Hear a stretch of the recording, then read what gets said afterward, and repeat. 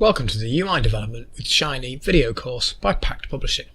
In this video course, I'll take you all the way from having a little knowledge of Shiny to producing highly flexible and attractive layouts for your applications, as well as powerful and customizable dashboards.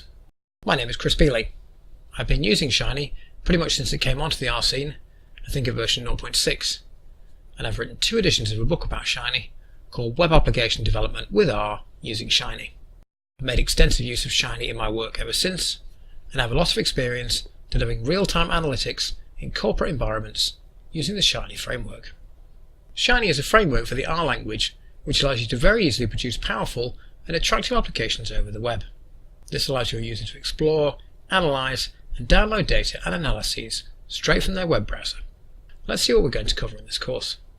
We will learn about using Shiny with HTML, whether it's writing the whole interface in HTML yourself, or tweaking the HTML with Shiny's built-in helper functions.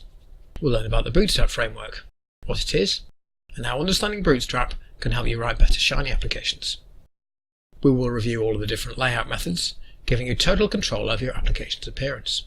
We'll look at making and laying out dashboards, and finally we will look at adding polish to your dashboards with icons, notifications, messages, tasks, info boxes, value boxes, and Google Charts.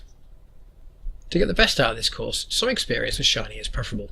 If you've never used Shiny before or are just getting started, you may prefer to begin with another video course in this series, Getting Started with Shiny.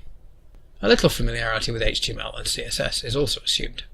If you don't know HTML or CSS, you can still follow this course, but you should expect to need to read around for some of the videos in order to follow some of the markup which will be used. Let's have a look at some of the applications which we're going to build. Downloadable reports with R Markdown.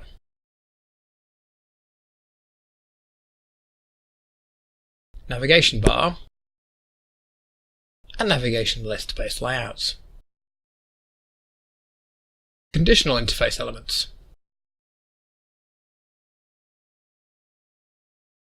And dashboards.